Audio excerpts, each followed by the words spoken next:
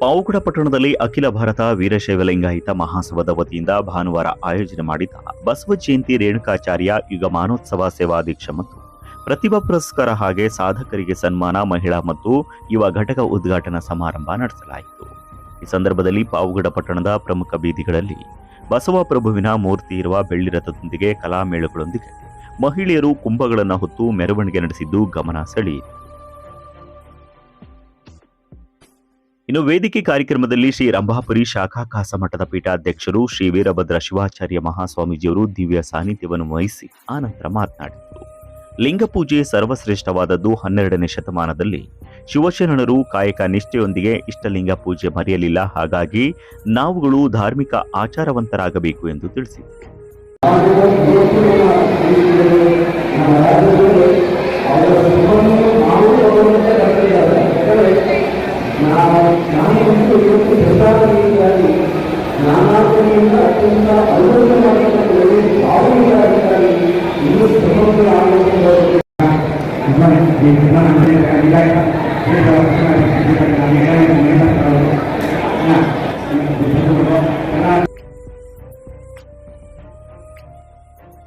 ಇನ್ನು ಸರ್ವಧರ್ಮ ಶಾಂತಿಪೀಠದ ಶ್ರೀರಾಮಮೂರ್ತಿ ಸ್ವಾಮೀಜಿಯವರು ಮಾತನಾಡಿ 12ನೇ ಶತಮಾನದಲ್ಲಿ ಬಸವಣ್ಣವರ ಆದಿಯಲ್ಲಿ ಅಸಮಾನತೆಯ ವಿರುದ್ಧ ಹೋರಾಡಿದ ಮಹಾನ್ ಶರಣರಾಗಿದ್ದಾರೆ.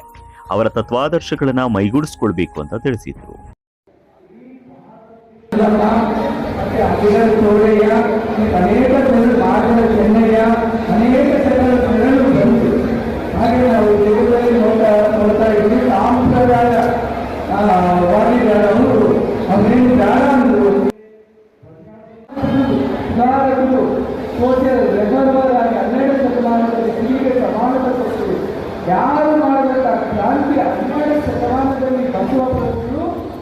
ಇನ್ನು ಪ್ರತಿಭಾನ್ವಿತ ವಿದ್ಯಾರ್ಥಿಗಳಿಗೆ ಈ ಸಂದರ್ಭದಲ್ಲಿ ಗುರುತಿಸಿ ಗೌರವಿಸಲಾಯಿತು. ಸಾಧಕರನ್ನ ಸನ್ಮಾನಿಸಲಾಯಿತು.